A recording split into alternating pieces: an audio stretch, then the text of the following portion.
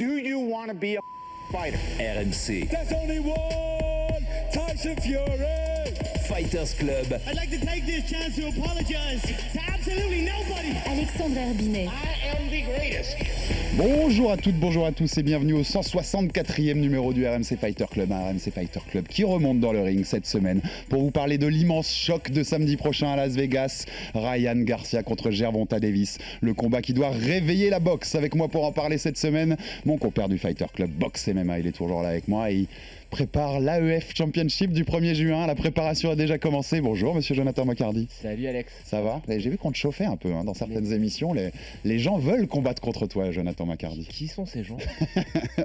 Qui en fait? On n'en dira pas plus, on n'en dira pas plus. J'ai pas, non, il y a des moments où je veux pas, tu vois, faut être quelqu'un pour pouvoir m'affronter. Ah, les pics et les call-outs sont lancés. Allez, on va aller sur la boxe pour parler de Garcia Davis.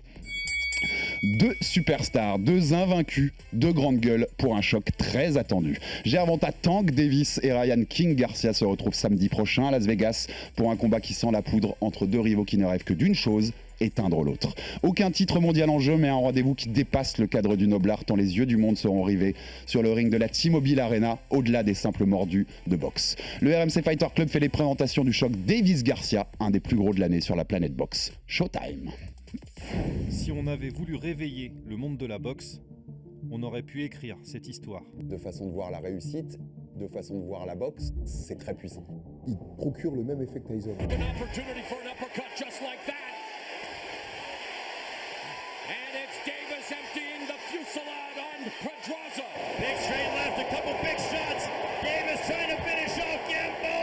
a une vitesse exceptionnelle. Hard right hand. Wow. How did he weather that? Another one. And a hook. And down he goes.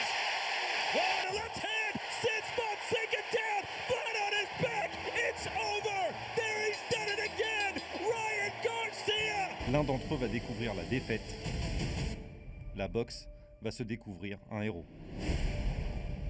Merci à Max Sabolin pour la prod qui utilise des morceaux du film Ego de RMC Sport que vous pouvez retrouver avec une voix suave. Voilà, exactement, suave, la mienne pour tout vous toujours dit dire. frérot, physique de radio, pas physique de télé.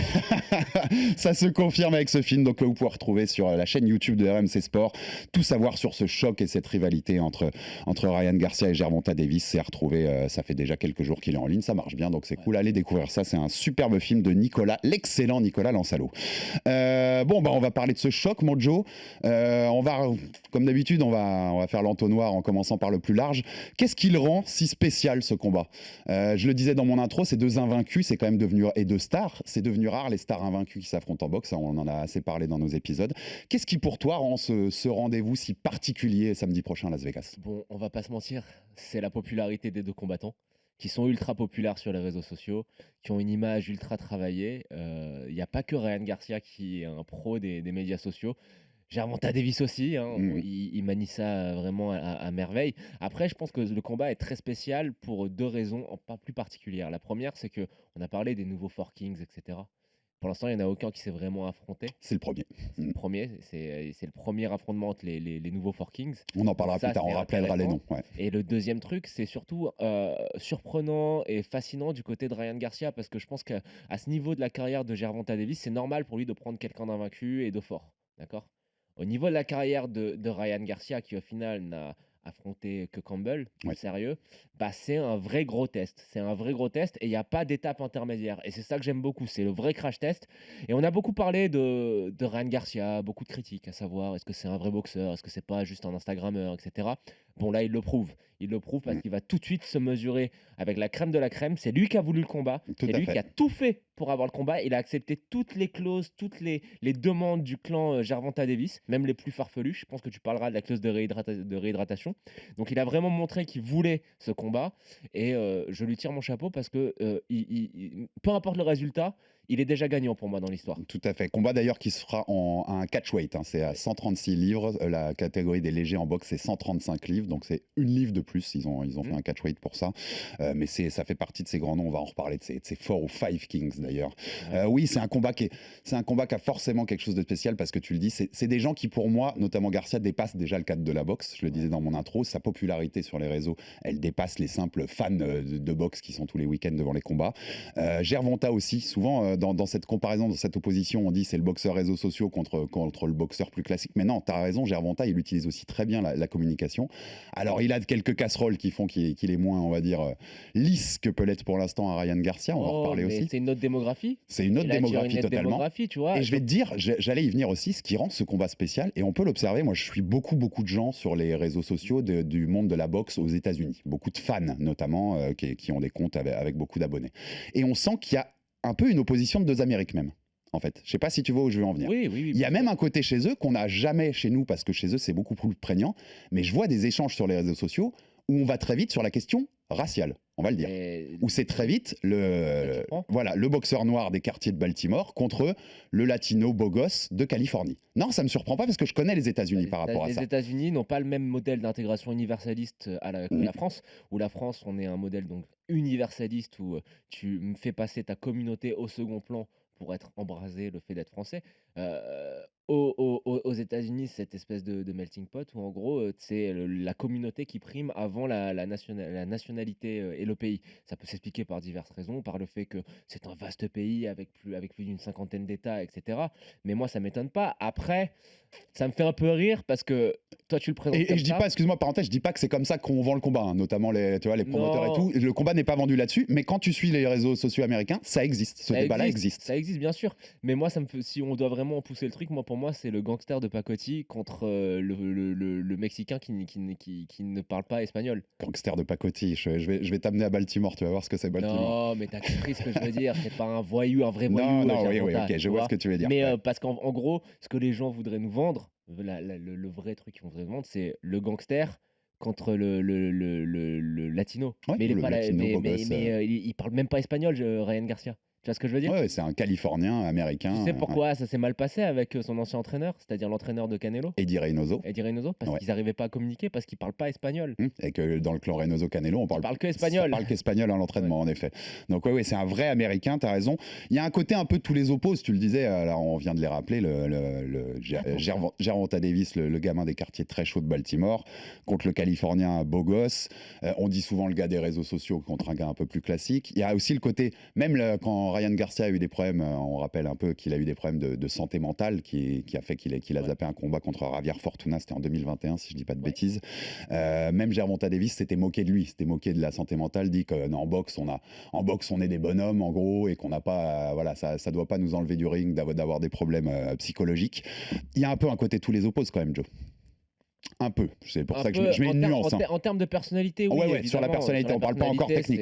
C'est l'eau et le feu, il y a rien à voir. D'un côté, tu as un mec qui en a rien à faire de ce qu'on pense de lui et qui est là, qui joue très bien avec cette image-là, c'est Gervonta Davis. Et de l'autre, tu as le mec ultra policé qui, tu as l'impression il a une armée de relations publiques derrière lui.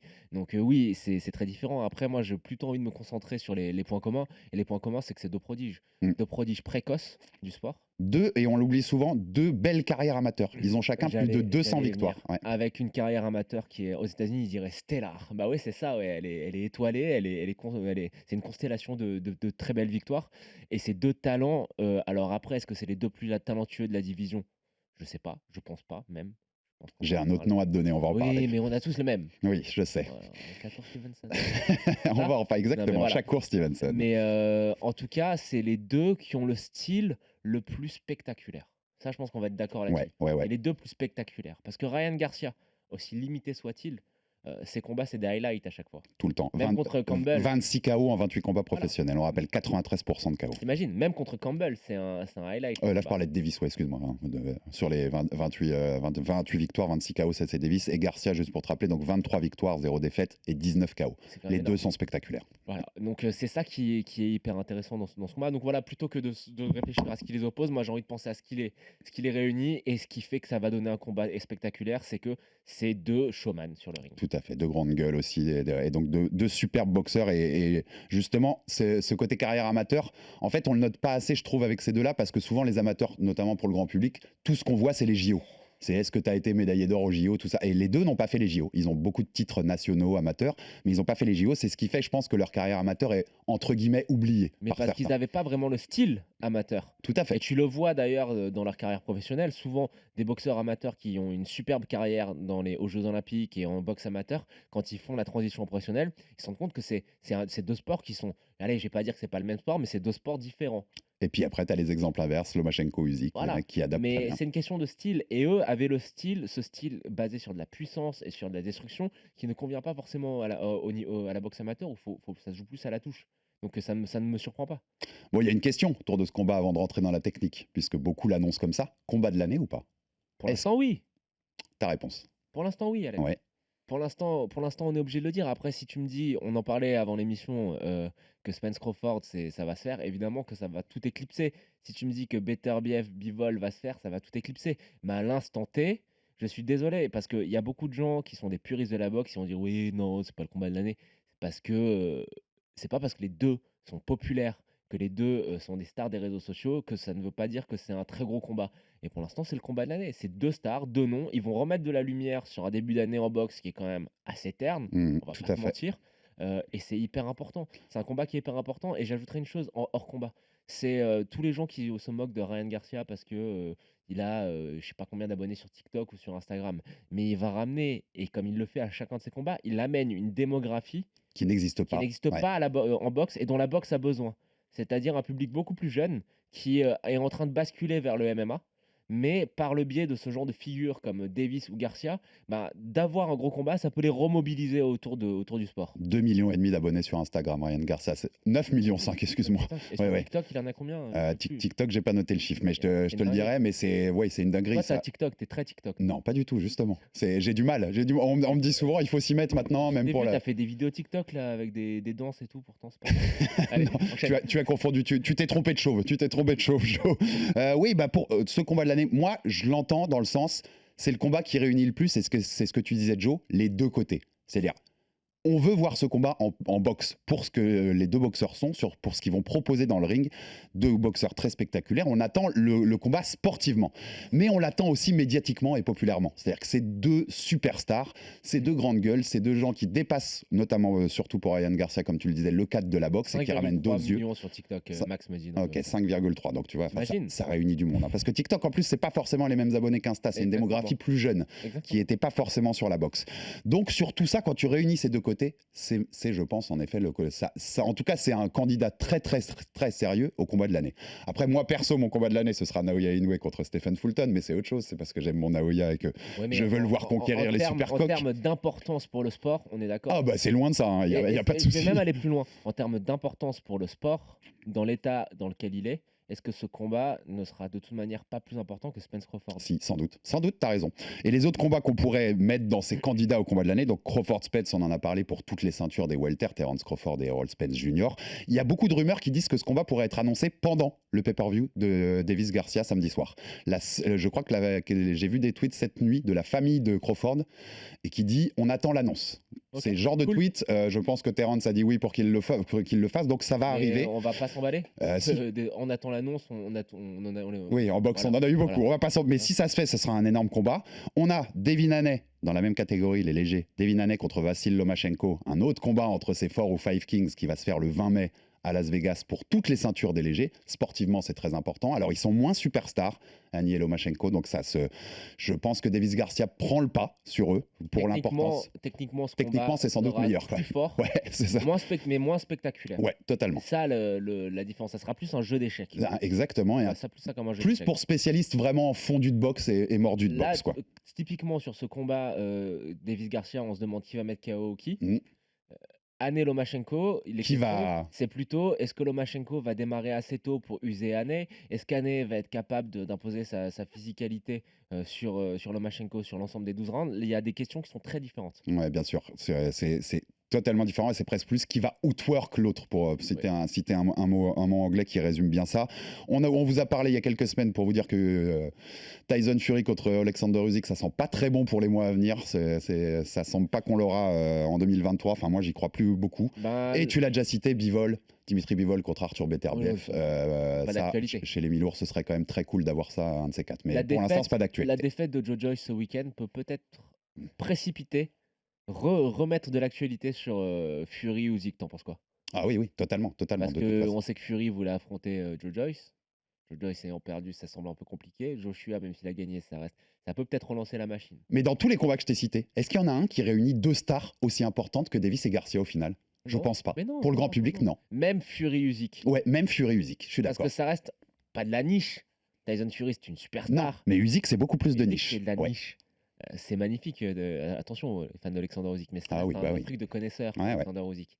Totalement. Tandis que les deux, tu as donné les chiffres, hein, ça ne ment pas. Et puis, il n'y a qu'à voir juste les chiffres sur YouTube des countdowns, les chiffres des conférences de presse. Il y a une vraie hype, il y a vraiment cette vibe gros combat que, par exemple, même cite-moi un combat de Canelo qui a cette vibration. Un très gros combat avec des tournées de conférences de presse. Non, j'en ai pas. Enfin, là comme ça, quand tu me... Allez, Golovkin le 1. Ouais. Canelo Golovkin 1. Et moi, je suis désolé, hein, ça va faire sauter leur siège beaucoup. La dernière fois où j'ai eu cette grosse vibe autour d'un combat de boxe, c'était Mayweather-McGregor. Là, j'attends les commentaires. Non, les tournées de conférences de presse avec des millions de vues sur YouTube, les réseaux sociaux qui s'embrasent, etc. Ouais, mais sportivement, on n'avait pas la même. Non, mais je te parle pas sportivement. On ne parle pas du sportif. Juste on parle du médiatique. Est-ce que tu es d'accord ou pas avec ça? J'irai pas. Moi, tu sais que j'ai eu du mal avec ce côté-là parce que c'était que médiatique en fait. Ça réunit pas assez le reste. On parle que du médiatique. Sur le médiatique, ok, c'est peut-être le dernier qui a eu autant de buzz autour. Parce que même Wilder Fury, il n'y avait pas autant de buzz. Ils faisaient pas des tournées de conférences de presse comme ça. Non. Là, ils ont quand même. Tu vois, c'était un peu le modèle. Ouais, bien sûr. On amène les deux dans différentes villes et on les met face à un. Ce modèle Mayweather-Connor, ce modèle Connor-Aldo à l'UFC à l'époque, c'est un truc qui n'existe pas ailleurs. Ça transcende le sport parce que par exemple, Ryan Garcia, il a fait même des médias MMA. Tu vois, donc il y a vraiment un truc qui se crée autour de ça. Alors après, attention, hein, on n'est pas en train de dire que sportivement, c'est le plus grand combat de l'année. Mais là, on parle vraiment, c'est vraiment pour que ça soit clair, parce que les gens, après, ils comprennent pas, mais que c'est vraiment médiatiquement une dinguerie. Alors, preuve de ça, c'est que les places ont été vendues super vite. Le jour de la mise en place des ventes, je crois que c'est même pas une question d'heure, hein, c'est une question quasiment de minutes sur lesquelles la T-Mobile Arena de Las Vegas, qui fait quand même 20 000 personnes, a été quasi... Ah non, pas du tout, a été quasi sold out. Et Oscar de la Hoya, l'ancien grand boxeur qui est le promoteur, qui est de Ryan Garcia, lui, il dit, je voulais te faire réagir sur cette phrase, voir ce que tu en penses, il dit, c'est littéralement le combat pour sauver la boxe. C'est sa phrase. Et il imagine 2 millions de ventes en pay-per-view pour ce Davis Garcia. Tu crois il surestime le truc là? Je sais pas. 2 millions, c'est énorme, hein, on rappelle. 2 millions, c'est énorme. Il y a plusieurs questions qui sont à poser. Alors, est-ce que c'est le combat qui peut sauver la boxe ou non? Parce que même si ce combat fait un tabac, la boxe n'est pas morte non plus. Non, je suis d'accord. C'est là où... Il y a quand même des trucs. Tu regardes les chiffres de pay-per-view de Canelo, on est loin du million régulièrement, mais ça reste des beaux chiffres. Tu regardes les chiffres de pay-per-view des lourds, ça reste quand même très correct. Tu regardes comment Tyson Fury ou Anthony Joshua peuvent remplir des stades, ça reste très correct, etc. La boxe n'est pas c'est bête, hein, mais nous en France, Tony Yoka, il a rempli beaucoup de salles et des belles salles, hein, tu vois. La boxe n'est pas morte. Et puis je vais citer un grand philosophe.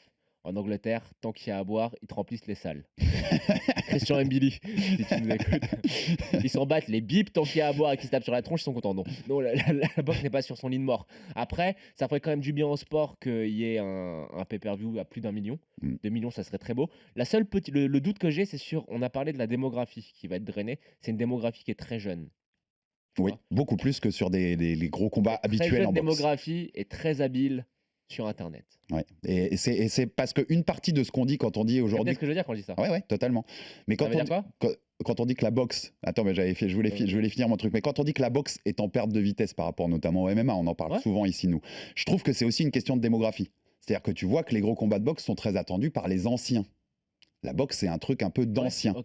Et que le MMA est beaucoup plus attendu par la nouvelle génération. Même les 15-16 ans, ils sont à fond sur les gros combats de MMA. Ce combat-là peut un peu équilibrer ça pour la boxe. Mais que ce combat-là, c'est là où j'ai un problème. La MMA, je dirais 15-40.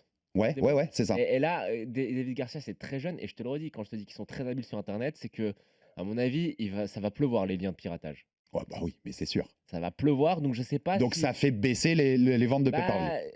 Bah, quand t'as un gamin de 13 ans, tu peux suivre sur TikTok Ryan Garcia Oui, oui. et sur Instagram, c'est gratos. Par contre, va demander les 80 balles de pay-per-view à tes parents, je pense pas qu'ils Il est soient à si d'accord que ça. 85,99, Oui, c'est ça, 84,99 aux États-Unis. Mais le pay-per-view est très très cher sur ce coup, donc je pense qu'ils ont. Ça, c'est mal joué. Ça, c'est mal joué. Ça aurait pu faire 2 millions, mais ça, c'est mal joué parce que le prix est trop cher et ils prennent pas en compte le fait que c'est beaucoup de mineurs qui vont regarder. Ou alors tu t'imagines aussi pour certains, que certains jeunes vont peut-être se dire à leur père, bah là, moi j'ai Ryan Garcia que j'aime, qui a un gros combat, est-ce que tu veux qu'on mate le truc et qu'on l'achète ensemble? fait Et que cher le le- père, qui est un vieux fan de boxe, dise, bah, vas-y fiston, on y va. Cher le divertissement. Hein. Ça fait cher le divertissement. Mais bon, tu sais que les Américains sont habitués pour ça à payer beaucoup plus que nous sur ce genre de choses. En tout cas, ce combat-là, vous pourrez vous le retrouver sur RMC Sport. Si vous êtes abonné, il sera disponible dans la nuit de Passe samedi à combat, dimanche. Comme ça. Hein? Il y a un passe combat. Il y a un passe-combat, bien entendu. Enfin voilà. T'imagines. Gavez-vous parce qu'en plus c'est un super week-end, même en MMA il y a des beaux combats. Il y a William Gomis qui sera contre Francis Marshall et Blaise Pavlovich qui peut avoir beaucoup de conséquences pour Cyril Gane ce Ah combat-là. oui, c'est Donc vrai. on en reparlera de tout ça. On rentre un peu dans la technique quand même, Joe. Ah bah, c'est plus important. Bah oui, qu'est-ce qui fait la force des deux? Qu'est-ce qui les caractérise? Je le disais tout à l'heure, Gervonta Davis, c'est 93% de KO, 26 en 28 combats, on rappelle. 82% pour Garcia, qui en a 19 en 23 victoires. Ils ont commencé respectivement Davis en 2013 et Garcia en 2016 chez les pros. Tu la disais tout à l'heure, Garcia, il n'a pas de grosses victoires à part Luke Campbell encore sur son palmarès. Luke Campbell, l'ancien champion olympique, qu'il avait quand même envoyé au sol. Hein. On se rappelle ça. Garcia a été mis au sol par Campbell. Mais c'était bien parce qu'on a vu qu'il avait du cœur. Et Davis, qu'est-ce que t'en dis sur sa plus belle victoire? Moi, je dis que c'est sans doute Santa Cruz, Léo Oui, Santa Cruz. oui. Ouais, ça, y a pas photo. Mais il manque pour les deux encore un gros nom, et c'est ce qu'ils vont avoir là. Qu'est-ce qui fait d'abord, première question un peu plus large, qu'est-ce qui fait pour toi la force de Davis et la force de Garcia dans le ring, techniquement?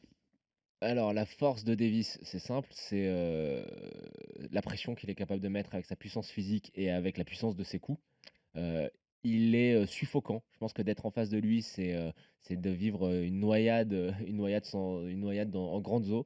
Et il a une puissance qui est capable d'être maintenue sur l'ensemble du combat et qui peut faire mal à tout moment. La force de Ryan Garcia, c'est assez évident et assez limité, c'est sa vitesse. Mm. Sa vitesse de main, incommensurable, et puis ce crochet gauche qui est dévastateur. Si le crochet gauche il passe, il met KO tout le monde. Tout à fait. Cette vitesse de main qu'il a aussi fait connaître, puisqu'il a beaucoup fait sur les réseaux sociaux, ces concours où il bouge les mains le plus rapidement possible en mettant un grand nombre de coups en 10 ou 15 secondes. Après, est-ce que c'est deux boxeurs techniquement parfaits? Non. Ils ont chacun des défauts, et je dirais même des gros défauts. On l'a vu dans chacun de leurs combats. Il y a des grosses lacunes techniquement sur le point de vue défensif. Il y a des lacunes sur la variation de coups du côté de Ryan Garcia. Il y a des lacunes sur l'enchaînement en combinaison aussi chez Garcia. Mais ils ont ce côté, les deux, où ils peuvent éteindre la lumière de n'importe qui à n'importe quel moment. Tout à fait. Alors moi, là où je mets pas un bémol là-dessus, mais je vais apporter une nuance, c'est que je trouve que, tu l'avais dit, je trouve que Davis est pour le coup beaucoup plus complet. Il a beaucoup plus un arsenal de coups Largement. qui peuvent éteindre en un coup. Mais Il y a largement. les crochets, il y a l'uppercut.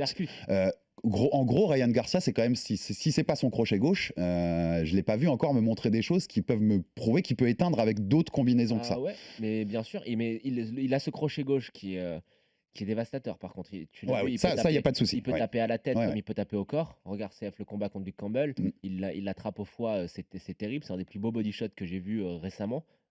Mais Ah, il est éteint. ah oui, Mais- il l'éteint avec le body Bon. shot. Mais oui, il est limité. Mais son crochet gauche est tellement parfait, tellement rapide et tellement imprévisible que tu as beau le savoir, tu peux le recevoir à tout moment. Ouais, il peut quand même te surprendre, même si tu t'attends à C'est ça. très unidimensionnel, mais ça reste quelque chose de tellement spécial que c'est compliqué, quoi. J'avais une autre question aussi, dont moi je vais te donner la réponse tout de suite. Si Ryan Garcia prend le coup qu'il a mis knockdown contre Luke Campbell, mais qu'en face Terminé. c'est Gervonta Davis, on est d'accord qu'il se relève pas?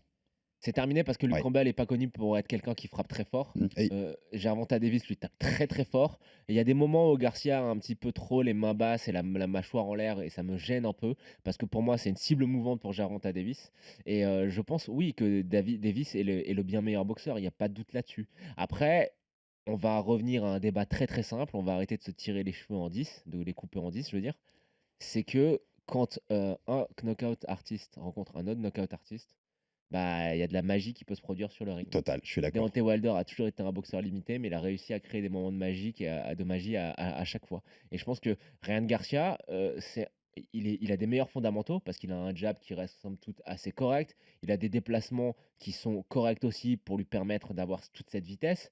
J'ai vu des choses contre Luke Campbell qui étaient assez intéressantes, notamment la manière de couper le ring avec ses déplacements. Mhm.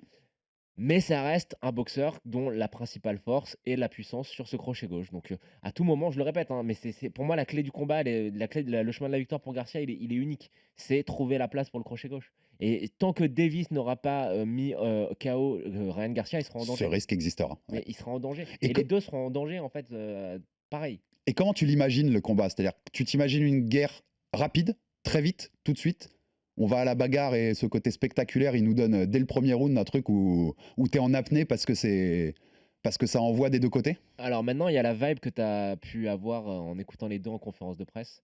Moi, il y a une petite voix dans ma tête qui me dit que Ryan Garcia a conscience qu'il est un petit peu moins fort techniquement que Mm. Gervonta Davis, mais je pense qu'il est un peu plus intelligent en termes de fight IQ, en termes on va citer notre ami Omar d'Octogone, quand il regarde dans la glace, il voit pas quelqu'un d'autre, malgré ce qu'il peut dire. Il voit vraiment lui.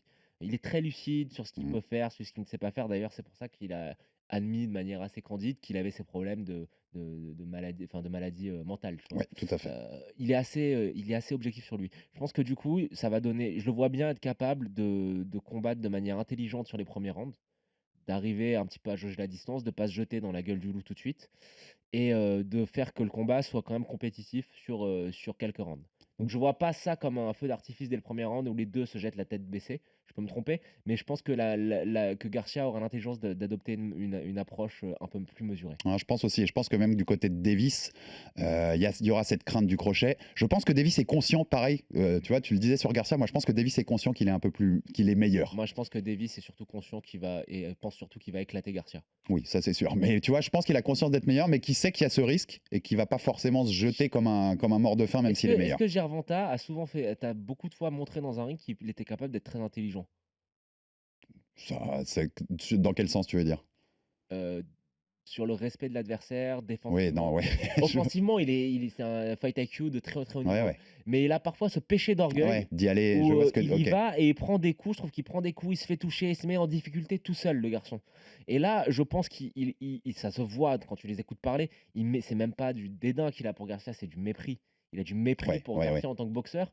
Et j'ai peur pour lui que le mépris, ça devienne de la Ouais, ça- confiance et qu'il se transforme en petite désillusion. Donc Mm. moi, je le vois rentrer dans le tas dès le premier round et je vois Garcia être intelligent pour rester à distance pendant 3-4 rounds, arriver physiquement à tenir le coup. Ouais, Et on verra. ce mépris qui peut devenir péché d'orgueil. un truc négatif qui t'envoie sur la mauvaise Après, stratégie. c'est- Défensivement, parce que tu en parlais, Ouais. je voulais te demander tu penses quoi des deux défensivement? On sait que Gervonta Davis, il a été longtemps, son promoteur a longtemps été Floyd Mayweather, qui est réputé pour être un maître absolu de la défense en boxe.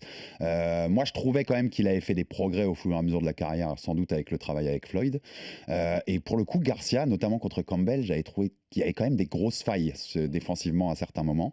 Je pense que je mettrais l'avantage à Davis sur la défense. Bah, nettement, Davis, en fait, les failles qu'il a défensivement, c'est pas techniquement, c'est juste, encore une fois, dans la tête, dans les choix, dans le péché d'orgueil. Mais s'il a envie de faire 12 rounds sans se faire toucher, il en a les capacités techniques. Garcia ne les a pas. Parce que Garcia est très exposé, parce que Garcia a une tendance à télégrapher un petit peu ses coups, qui le rend très vulnérable sur certains contres. Tu l'as vu contre Luke Campbell, quand il se fait toucher. Il a une tendance à avoir la mâchoire beaucoup trop haute. Voilà, je sais pas. Moi, après, ce que je sais, c'est qu'il a changé d'entraîneur depuis un moment. On n'a pas encore vraiment vu des gros combats, parce que de toute manière, il n'en a pas, mais on va voir si le travail a payé. Je pense qu'avec Reynoso, t'as beau être Eddie Reynoso, si le courant ne passe pas avec ton boxeur, bah, c'est compliqué de le faire progresser. Je pense qu'il a appris des choses avec Reynoso qui sont très sûres. C'est offensivement, bah, il est quand même capable de faire les setups nécessaires pour son crochet gauche. Mais oui, il est poreux. Il est Il est poreux poreux, et ouais. en face, il y a un mec qui est un destructeur. Donc c'est ça qui peut être aussi un petit peu inquiétant. Sur la pure technique, tu dirais, avant qu'on donne nos pronos, mais tu dirais c'est avantage 75-25 Davis? Oui. Ouais, moi c'était le chiffre que je m'étais un peu noté. C'est ce que je pense fondamentalement. Je dirais même un peu plus. Ouais, peut-être un peu plus. Un peu Ouais. plus parce que après, il y a une inconnue, c'est que Garcia, on ne sait pas. Et que Garcia, dans son premier gros test face à Luke Campbell, il a il est descendu aux enfers, il s'est pris le knockdown, et puis il est revenu, il a gagné par KO. Donc, il a aussi une marge de progression, je pense, qui est assez étonnante. Et je pense que c'est très difficile de savoir quel Ryan Garcia va se présenter face à Gervonta Davis parce que on ne sait pas. Il est jeune, il n'a pas de combat référence, il a changé d'entraîneur. S'il faut, il arrive et c'est un tout autre boxeur, hein. Parce qu'on est en train, je veux pas que les gens aient l'impression qu'on est en train de cracher sur Ryan Garcia. Putain, j'allais le dire en fait. J'attendais que tu finisses, j'allais dire ça. Rappeler que c'est un super boxeur parce que je me rendais compte qu'on était peut-être en train de minimiser un peu qui était Garcia. Moi, je pense qu'il a une marge de progression qui est énorme et qu'il peut nous surprendre. Parce il a un talent, il a quelque chose de spécial. On est en train de dire que techniquement il est limité, etc. Mais oui, mais en face, c'est parce que c'est Gervonta Davis. Et il a 24 ans Il a seulement. 24 ans. Mais je pense qu'il a un truc spécial et qu'il est capable d'apprendre très très vite. Moi, j'ai vu, on a tous vu des vidéos d'entraînement qui circulent. Tu les compares avec les vidéos d'entraînement d'avant. Alors, on sait que les vidéos d'entraînement, ça veut rien dire. Mais il y a des choses qui sont implémentées, notamment sur les rotations de buste, notamment sur les retraits, etc. Il y a des choses qui peuvent être intéressantes. Alors après, est-ce que ça va être retranscrit dans le combat? Je ne sais pas, on verra. Mais en tout cas, sa marge de progrès et le fait que ce soit un talent spécial, on n'est pas à l'abri d'une bonne surprise. Bon, on fait le prono direct? Allez, vas-y. Vas-y, on se fait le prono. Joe, samedi soir, T-Mobile Arena, Las Vegas, Ryan Garcia, Gervonta Davis. Qui gagne? Comment?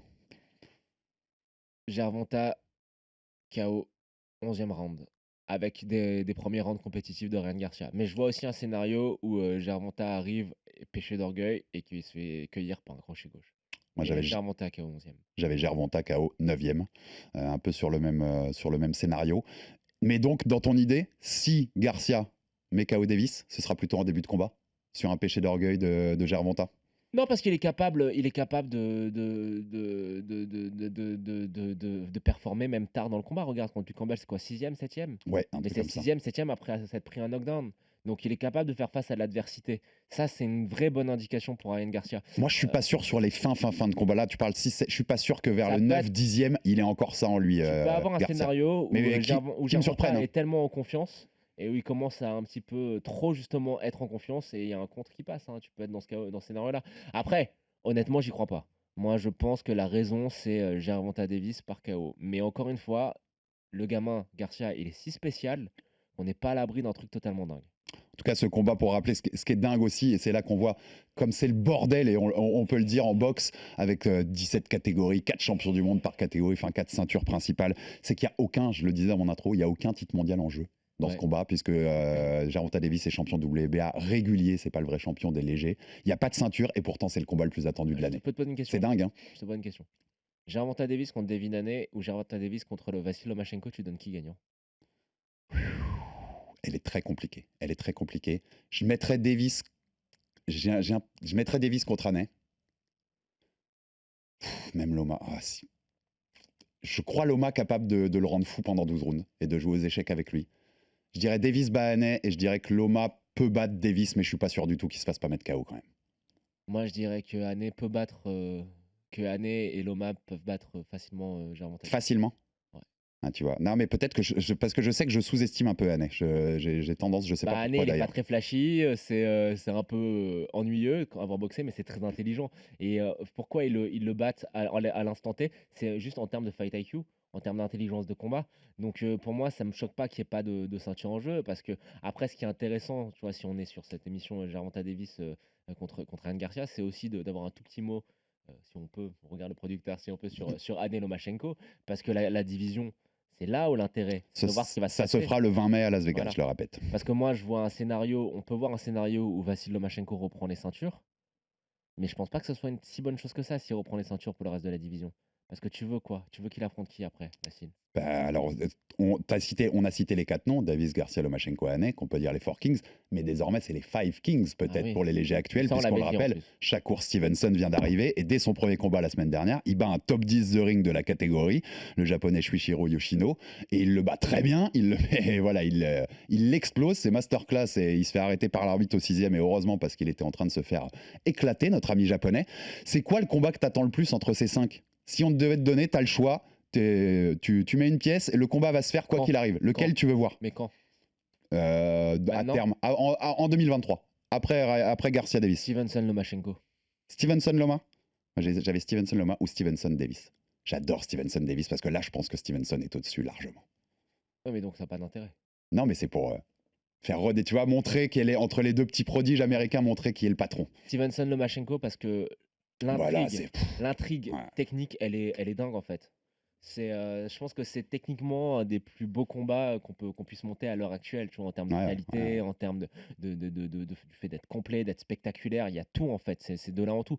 Après, je pense que de toute manière, peu importe l'issue du combat entre Davis et Garcia, les deux resteront des joueurs majeurs de la Ouais, division. bien sûr. Il y aura toujours, tu vois, un attrait à les affronter de par leur popularité. Et encore une fois, attention, Ryan Garcia n'a que 24 ans. Peu importe ce qui se passe, n'oubliez pas ça, les gars. Je sais pas si on fera un débrief du combat, mais s'il se met KO au 11e ou même salement, n'oubliez pas qu'il a 24 ans. Ouais, Vraiment. il y a encore du temps de progression. En tout cas, ces Four Kings des années 80, Hagler, Ernst, Leonard, Duran, ils se sont tous affrontés. On espère que ces Five Kings des Peut-être, années hein. 2020 vont tous s'affronter aussi Après, à il y a terme. une date d'expiration ce serait cool. sur Vassil. Hein. Ouais, Lomachenko, il va falloir le faire bientôt parce qu'il commence quand même à vieillir. Et puis, alors lui, il a des kilomètres derrière au compteur hein, avec les Et amateurs. c'est même pas un léger. C'est une dinguerie qui combat en léger. Ouais, je sais. Il est sous-dimensionné. C'est un plume ou super plume, Lomachenko, vraiment. Maximum. Ouais, maximum.